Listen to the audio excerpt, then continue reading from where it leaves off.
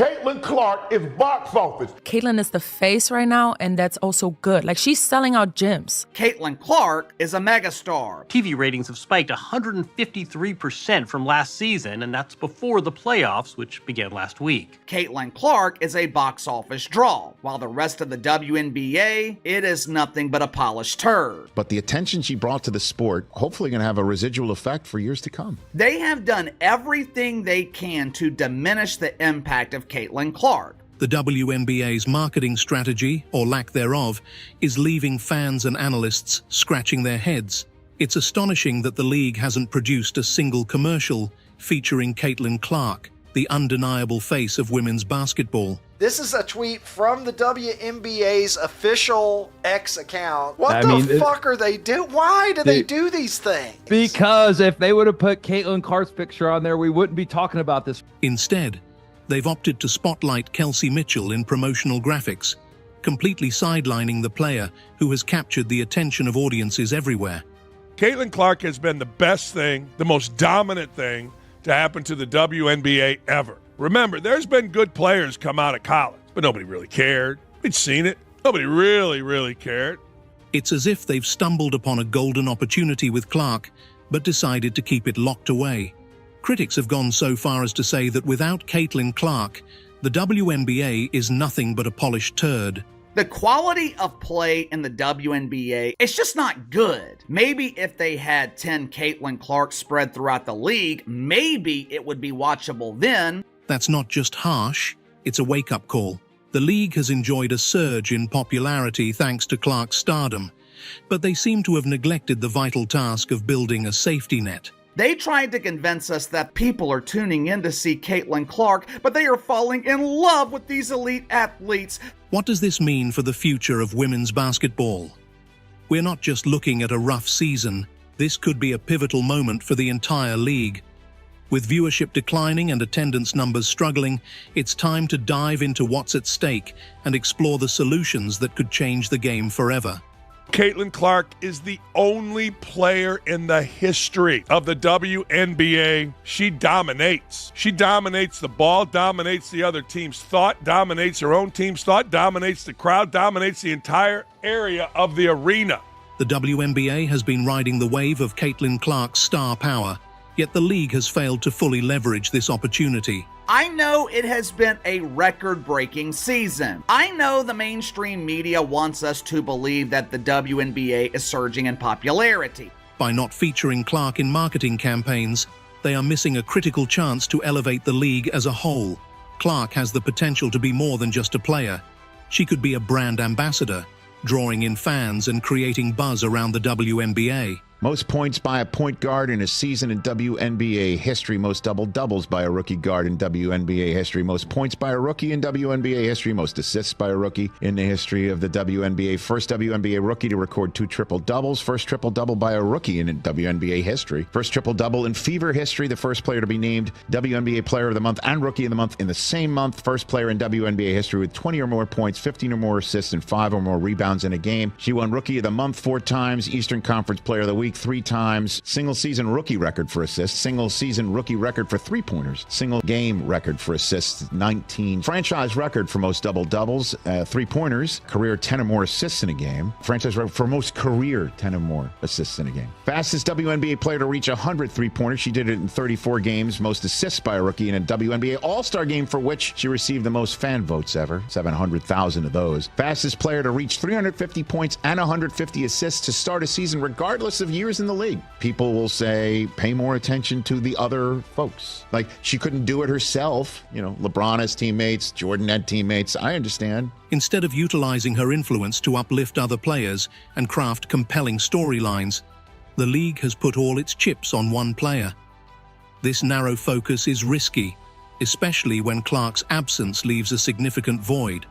Caitlin Clark drew 1.8 million viewers on ABC. It was the most watched playoff game since Game 2 of the 2000 WNBA Finals. The lack of promotional support is a glaring oversight, Imagine the possibilities if the WNBA had built narratives around Clark, while also highlighting the talents of other emerging stars. This is the team that the mainstream media claims is full of big stars. Asia Wilson, ooh, big star. Kelsey the plumber, ooh, fix that toilet. The most dominant team in the league. They can't draw 500,000 viewers for a playoff game. Instead, they risk alienating fans and losing momentum in a league that desperately needs it. Every game should feel like a must-watch event, but without effective marketing, it's becoming clear that the WNBA is missing the mark. WNBA players and their pretend friends in the mainstream media, they have done everything they can to diminish the impact of Caitlin Clark. They tried to convince us that there are other players in the dump capable of drawing an audience. They tried to convince us that other players deserve the spotlight. As the playoffs approach, the league's inability to capitalize on Clark's star power could have serious repercussions for the future of women's basketball. With Caitlin Clark now sidelined, the WNBA is facing the consequences of its marketing missteps. If you're a fan of Caitlin Clark, the WNBA doesn't want your business. If you're a fan of the WNBA, you have been warned. Darkness is coming. Ratings are plummeting, and the league's viewership is suffering.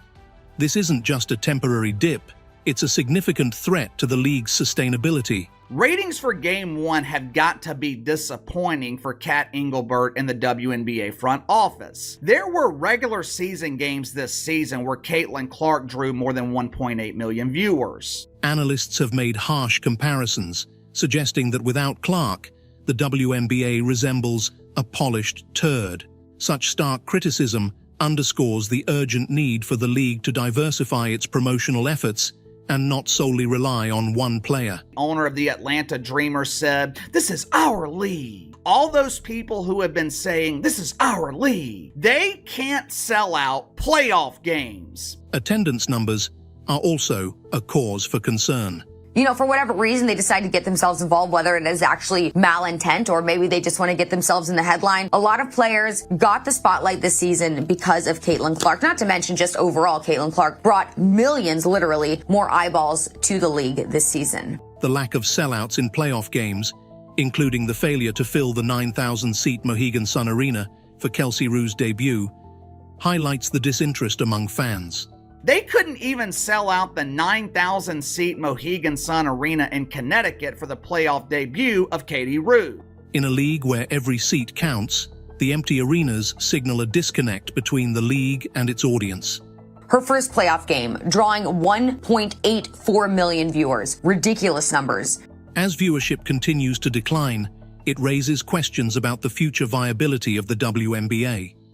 The league must confront the reality that it cannot depend on one superstar to carry its brand.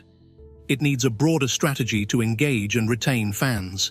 Caitlin Clark has taken so much crap from so many types of players this season, pretty much from every team she's faced. Players realize that if they attack Caitlin Clark, their names are too going to be in the headlines. To address these challenges, the WNBA must rethink its marketing strategy and broaden its focus. Relying on Caitlin Clark's star power has proven short-sighted, and the league now finds itself in a precarious position. Caitlin Clark is just such a class act. She was incredible, breaking all types of records, and that's something she was certainly proud of. We saw lots of smiles on the court. The potential is there, but it needs to be harnessed in a way that elevates not just Clark, but all players in the league. Each player should have their own storyline, creating a narrative tapestry that keeps fans engaged even when their favorite stars are not on the court. Caitlin Clark came in and made such an impact on how many people started to care about the WNBA. This was the highest viewed season in the history of the league. Building rivalries is one of the most effective ways to capture audience attention and generate excitement around games.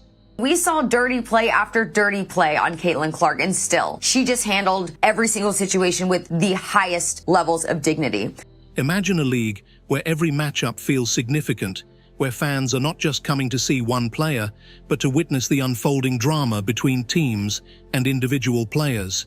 No Caitlin Clark now for the WNBA playoffs means what? Caitlin Clark fans are no longer going to watch the WNBA. It is bad news for the WNBA that she's not continuing to play. Caitlin Clark's rivalry with Reese resonated. Caitlin Clark just had a playoff series like Magic Johnson. The WNBA can create these rivalries by highlighting competitive dynamics, showcasing personal battles, and promoting compelling narratives around games. There's a league with players that feel like they should be getting the attention. Now they have center stage, but the ratings are going to go down. Are they going to be pointing fingers and blaming Indiana Fever fans and Caitlin Clark fans whenever the ratings don't stay the same? Yeah, they will. This approach would not only enhance the viewing experience, but also encourage fans to invest emotionally in multiple players, thus broadening the fan base. Moreover, the league needs to actively scout and develop emerging talent. Hey, look at the numbers everywhere else across women's basketball. It's not just Caitlin Clark, it's all of us. And then the moment the ratings tank, they're going to come back and say, see, we were right all along. It's all the racists that follow Caitlin Clark that were watching the product, and now they're gone, and we're back with our diehards. It is bad news for the WNBA that she's not continuing to play. Waiting for the next Caitlin Clark to arrive is a passive approach that can lead to stagnation. Instead, the WNBA should prioritize talent development through grassroots initiatives, collaborations with colleges, and international scouting. I was wrong about the impact that Caitlin Clark was going to have on the WNBA. By investing in the next generation of stars, the league can cultivate a deep bench of talent that keeps fans engaged year after year. The goal should be to create a situation where every team has at least one standout player who draws in viewers and generates buzz. I did not think it was possible that one player could come in and basically quadruple the ratings. Additionally, the WNBA must expand its revenue streams beyond just ticket sales and television contracts. Caitlin Clark, 25.6 rebounds, 9 assists. The last rookie in WNBA playoff history to reach these numbers was Magic Johnson. The league needs to explore partnerships with brands that resonate with its audience, delve into merchandise opportunities, and create unique experiences that enhance fan engagement. Caitlin Clark, in terms of pro team sports impact, is the single most influential athlete that I have ever seen in my life. Think about interactive events, behind-the-scenes content, or exclusive merchandise that fans can't resist. With attention being a scarce commodity in today's entertainment landscape, these initiatives could prove essential in fostering a more loyal fan base. Magic Johnson was great. He could do everything. Caitlin Clark just had a playoff series like Magic Johnson did way back in his rookie year. Another key area for improvement is the in-game experience. Fans attending games should feel the energy and excitement that only live sports can offer. This means enhancing the atmosphere in arenas with entertainment options that go beyond the game itself.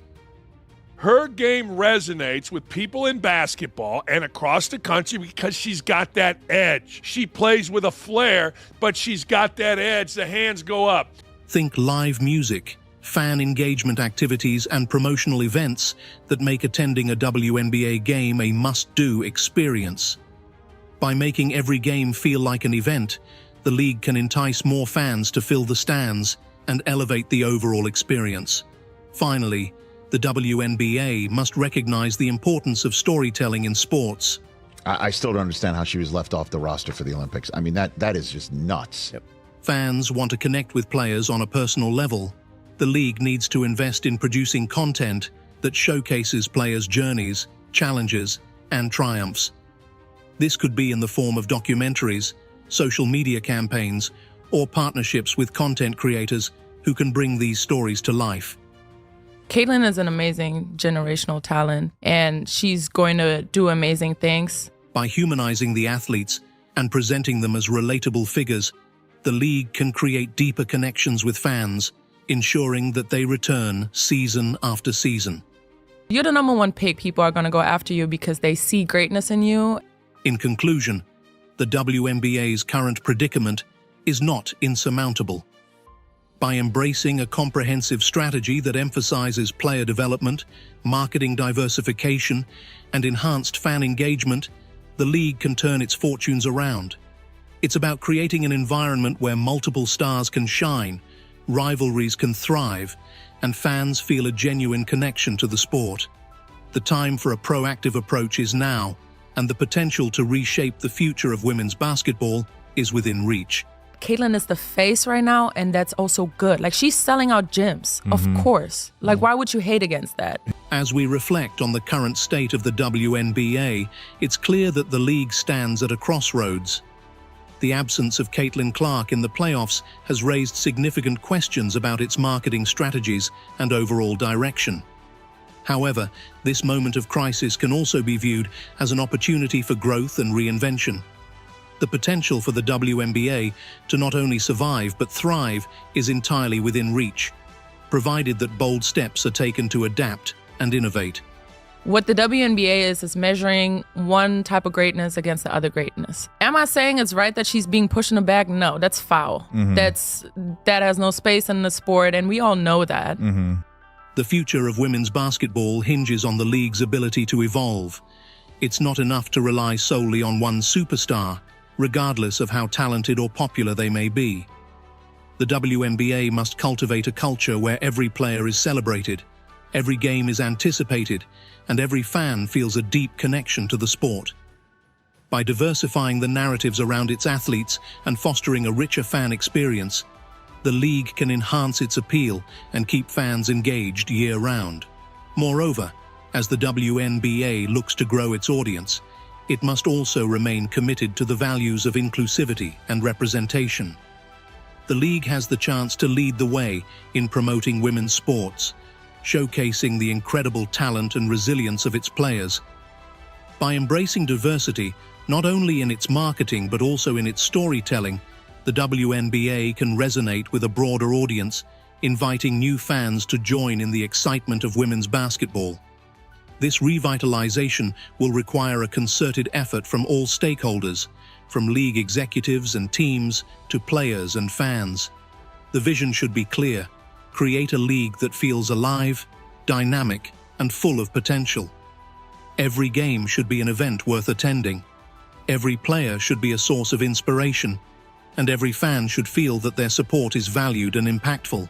Most points by a point guard in a season in WNBA history. Most double-doubles by a rookie guard in WNBA history. Most points by a rookie in WNBA history. Most assists by a rookie in the history of the WNBA. First WNBA rookie to record 2 triple-doubles. First triple-double by a rookie in WNBA history. First triple-double in Fever history. The first player to be named WNBA Player of the Month and Rookie of the Month in the same month. First player in WNBA history with 20 or more points, 15 or more assists, and 5 or more rebounds in a game. She won Rookie of the Month 4 times, Eastern Conference Player of the Week 3 times, single season rookie record for assists, single season rookie record for 3-pointers, single game record for assists 19, franchise record for most double-doubles, 3-pointers, career 10 or more assists in a game, franchise record for most career 10 or more assists in a game. Fastest WNBA player to reach 100 3-pointers. She did it in 34 games, most assists by a rookie in a WNBA All-Star game, for which she received the most fan votes ever, 700,000 of those. Fastest player to reach 350 points and 150 assists to start a season regardless of years in the league. People will say, pay more attention to the other folks. Like, she couldn't do it herself. You know, LeBron has teammates, Jordan had teammates. I understand.